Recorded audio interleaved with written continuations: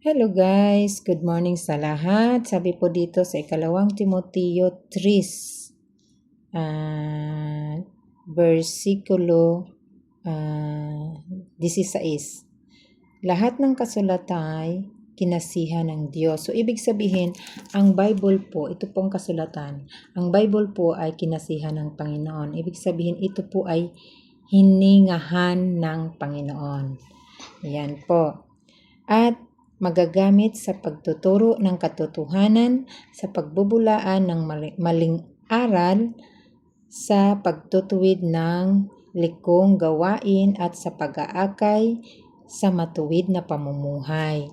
So, ang nilalaman po ng Biblia ay nagsasaad po ng pagtutuwid po sa mga maling ginagawa natin at pagpapabulaan din sa mga maling aral, sa maling turo na ating naririnig at sa pagdadala ng ating mga kakilala, ng ating mga kaibigan tungo sa matuwid na pamumuhay.